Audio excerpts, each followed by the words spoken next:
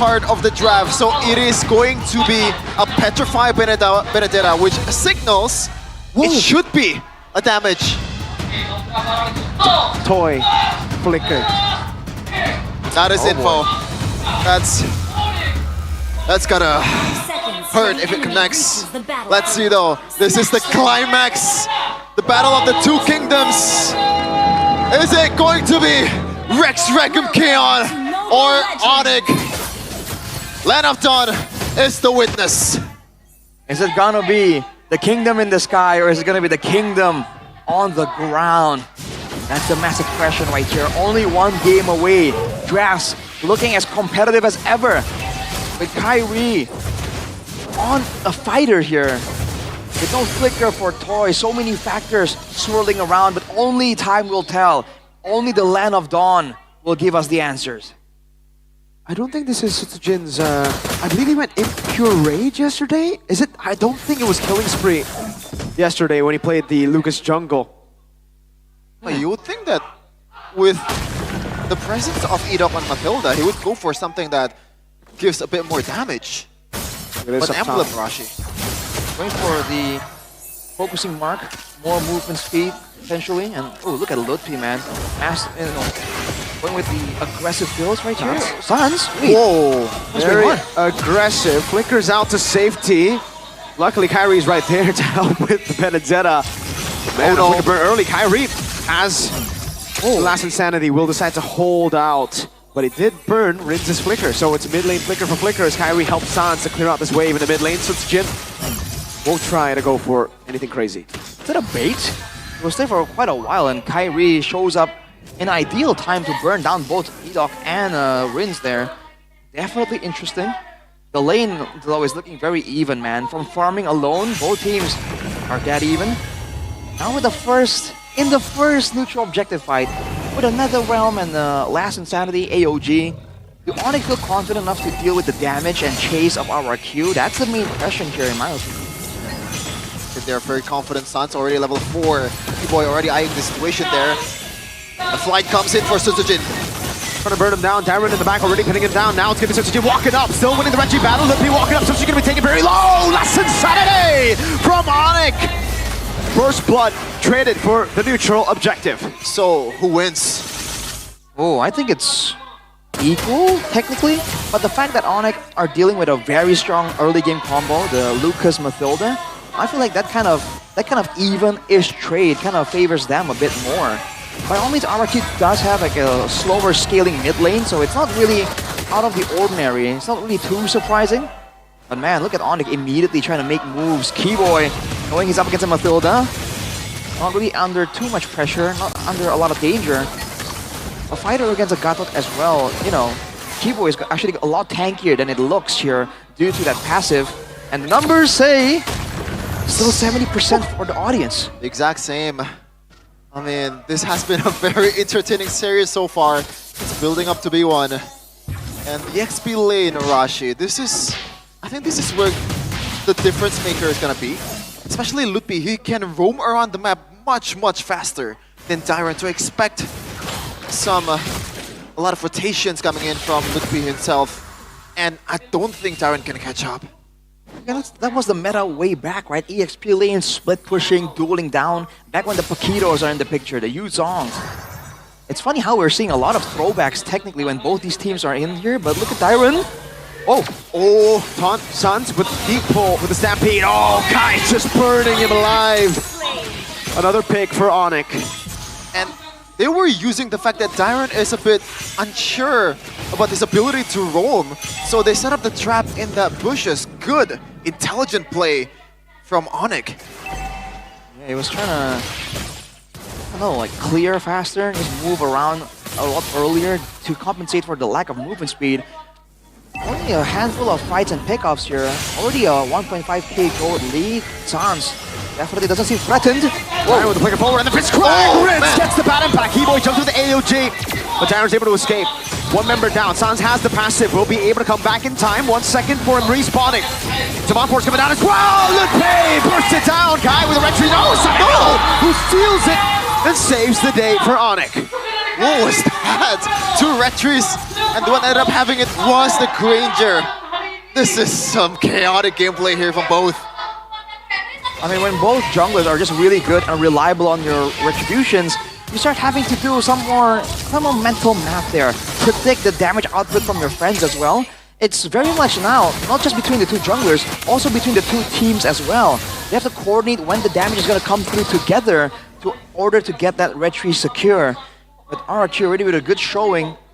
Catching Sans there was definitely a great moment. Oh, look at Lutzujin though, trying to go 1v1. Pulled back again, and Ludwig has just been chunking that turret down. Eye for an eye to escape. Rins walking up. Kairi, last insanity defensively. Sutsujin.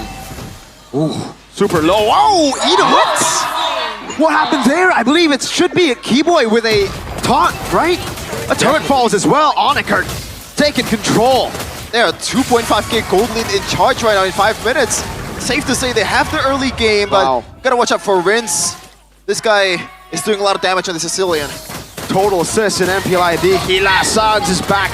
He's no longer sane. Man's back to Gila. Crazy. AOG from Keyboy. Rins comes in. Hey! Gets the assassination in the back with a petrify. Turret falling. Savero on Sutsujin. Sutsujin gets away. But you gotta remember, Lucas, if you don't win in the early game, how will they win? I swear to God, I didn't see Lutpi in the screen just now. It just comes out of nowhere. Probably the ultimate there was not shown on the screen. The electro final blow? Yeah. That's Lutpi Orden, brother.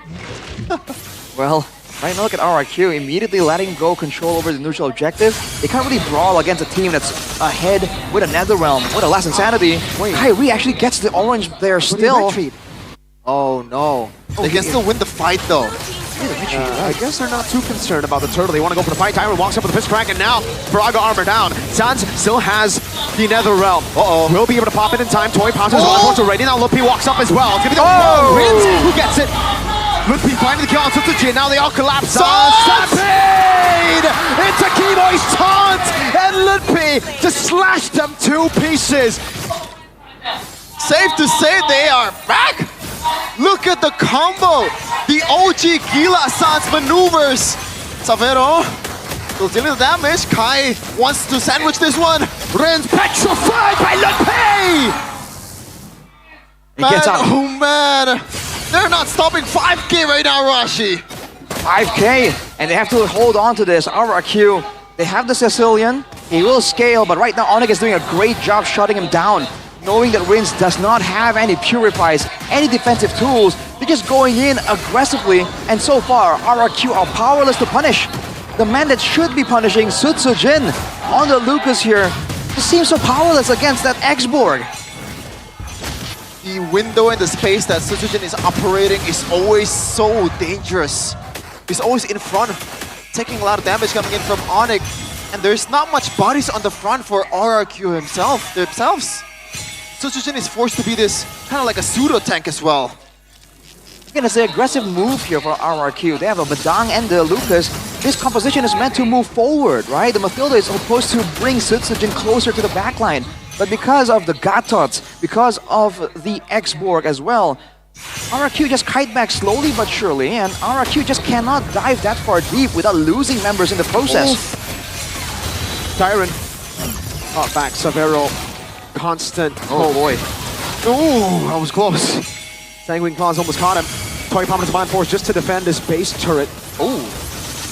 Bit of cheeky damage there from Toy as well. Man, that's barely any damage to Kairi. I want to check out the items, Sarashi. Radiant armor, along with the War Axe, so Makes he is sense. fast, he sustains, and magic damage is not a concern of his. And Sutsujin and Dairon are not gonna be beating on the X-Borg, right? The people who are gonna be outputting damage onto X-Borg is gonna be the Harith and the Sicilian. So with the Bat Feast as well, that Radiant armor is gonna be stacked up very handily. RRQ, they're forced to play the defensive game, and we know that is not their comfort zone.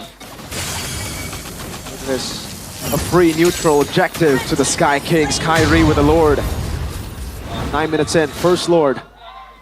Now they want to push forward. This is some crazy siege comp coming in from Onic. They can gap close with AOG. Kairi just in front doing a lot of damage. Savero, that's Sonatas. It's gonna result to a lot of deaths for RRQ as we're gonna take a look at the items once again, Arashi.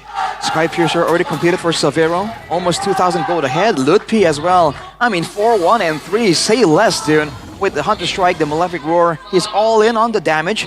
It's not about frontline here for Onic. It's about making sure that the backline of RRQ, the Harriet and the Sicilian, will not be able to do much at all. They're just sustaining through the damage of RRQ using invulnerabilities like the Last Insanity, using the second HP bar like the Netherrealm. There's no real built-in tankiness except for Keyboy, and even then, he's playing reactive unless it's time to cut off RRQ from their base. That might happen soon. Look at that Sonata constantly poking them down. Holy Defense already popped in up top. Lippy in 1v1 against Sutsujin. Almost a kill. Tail Beast Bomb by Sutsujin to retaliate. Holy Defense in the mid lane popped as well. Now another wave in the bottom lane as Toy gets rid of it. AOG from Keyboy, just zoning them away to give space. A taunt over. Keyboy able to escape. Has the Revitalize still. Kai walks up. Not going to use the Last Insanity. Will lose the Paraga armor as Toy will zone them back away from the space. And RRQ have defended against the Sky King Siege. And the Sky King's lead ballooned to about 9k, Arashi. This is just insane. And unique heroes in MPL Indonesia. Kairi played 50 heroes. Has he? I believe he changed role like once or twice a game? Like one game or twice? What? Kairi. How the hell did he play 50 on jungle? Yeah, he's played a whole lot, from the Julian to the Bauman to Fredrin. He's been through a lot of crazy metas, man. A lot of very crazy metas. Back when it was still even more flexible. Onic are gonna increase this lead even more here, controlling the jungle completely, man. Back then, we would say at 10k, that's where the game is pretty much done, where the other team can't really defend. But against a Sicilian and Harith, there's always that big maybe. But will Onic allow it though? Are they gonna try and trade the same way RRQ did? Because that is what allowed Onic to really come back in game number 2. Onic might not afford, might not give RRQ the same luxury. Yeah, and by the looks of it, they're trying to just freeze the lanes, waiting for the next Lord because they know they're gonna need the help of the Lord to be able to kind of penetrate the fort of RRQ right now. A lot of base defense potential here, especially from the Sicilian. And Edok will do a lot of work to guide them to a better place, to a safe place. Now the question is, does RRQ have any chance of contesting this? Looks like the answer is no. Probably not, man. They're just too far behind. I mean, the Holy Crystal isn't even completed for Toy. Right? There's no way. Rins now has the Wishing Lantern, so against these beefy frontliners, there is there is some damage there that has to be considered. Still a 10k lead. Holy Crystal finally for Toy, but is it too late? It's only the second Lord. RRQ in theory should be able to defend still, but unless, the moment Onic kind of force their hand and force them to use all their spells in fights instead of on the Lord, that could be the moment that Onic are looking for. And they still have no solution for the Ludpi Benedetta split push, by the way. So you're really seeing this draft force RRQ into some really confusing situations. Back again with what Mirko said. Oh, gotta watch out! A flicker out. That's a big, big win for RRQ, but can they make the most out of it? Sans still able to regen. He just needs to Netherrealm in time. AOG into the back line right now. Ludpi walks up with the final pull. Won't be able to find it now. Sutsujin able to find that. Eye for an eye. Ludpi taking out. Toy gets the shutdown. And the Kings of Kings have a chance. That could not have gone any better for RRQ. They dodged the AOG, they dodged the whole Electro-Final blows, area of effect, and they survive, taking 2 in the process. I mean, if they got a wipe out, it would have been better, Shevin. Oh, I'm just saying. Okay. But just saying. Onic, they kind of made the similar play to RRQ. Sacrificial members for the base turret, but it's not even on the side Edok. where the Lord is far. Oh, Edok! With a pull, Edok taking very low. Kairi with a burn. Toy in the backwards, a Mind Force sound can be taken down. Severo tries to deal with it now. Kairi still putting the fire onto it. Oh! But will have his Viraga armor taken out. Actually, he keeps it intact. That's a whole shot, the whole combo of Zaman Force, and somehow he didn't even get the Viraga armor. That's a concern for RRQ right now. But he's building towards that power spike. How close are we from a Harith power spike? Already at a Divine Glaive at this point, so there is some real damage. One more item to really settle the deal here. We're approaching full build situations here. But the thing is, Onic has so much more farm that their frontliners are going to be a bit more sustainable compared to RRQ. That's the number one big factor. Number two, they have Lutpi as an extra damage dealer as well. So if it comes down to, when it comes down to it, Onic might be able to win in a full-on blast of a battle, but as we saw earlier, if the Zaman Force allows Toy to just spam out the Synchrophissions and dash through with empowered basic attacks, if Rins can just keep spamming out the bat impacts, they're at a point where RRQ can win a fight. Onic has to be careful in how they engage and who they engage on. Is it geekable, Mirko? I was going to say that. Oh, I think it is, you know. Sicilian Harith. This is like the modern day Natan Yves. And Toy is building towards that Oracle. That is, in a way, a power spike for his sustainability with Mathilda in his team. Now the Lord this time, it could be contested, right? It is 8k golden. Lutpi! Lutpi! Oh. Gotta be real careful now, Lutpi. Oh, very squishy. Keyboy taking back with the Sanguine Claws, bad impact. Oh, doing a lot of damage, forcing an AOG defensively. Sutsujin in the bush. Lutpi spots him, gets him away. Lord, 16 minutes in. For Onic, they need to bank on an Evolve Lord, I think, to end. And look at this, Lutpi already making it difficult for RRQ. Going for the split, having the advantage when it comes to the rotations. RRQ are not in the picture. Rins is trying to get the purple buff, I think. Onic might force RRQ's hand here, might just take the Lord immediately. Oh, they concede. But it is still geekable. Oh, he went in! On Tyrant, with the eye for an eye, Lutpi knows not to take the risk. Just a Lord for Onic, another shot at ending this game. I wonder if there's a shot call that says, Lutpi, no, no, Lutpi, no! Lutpi, no! Oh boy. Tension is building up for sure, man. Rins with the purple buff. Again, RRQ in theory should be able to defend, but it's all on Onic. Whether Onic can select the right tool for the job. Do they want to zone RRQ using the AOG? Do they want to do it using the Last Insanity? Or just with the Electro Final Blow? The back and forth here has to be impeccable from Onic, because they can't stand there and take these bat impacts. We've seen it happen. Keyboy, after receiving one or two, immediately has to back away. But look at Onic controlling the waves.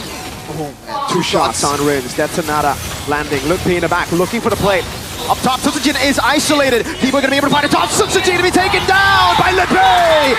Sanguine Claws not landing. Kairi has baited them with the Faraga armor already, but he has the immortality still. Lord on the base. The AOG comes in with another run to him. Kairi walks up, another roadblock there, and now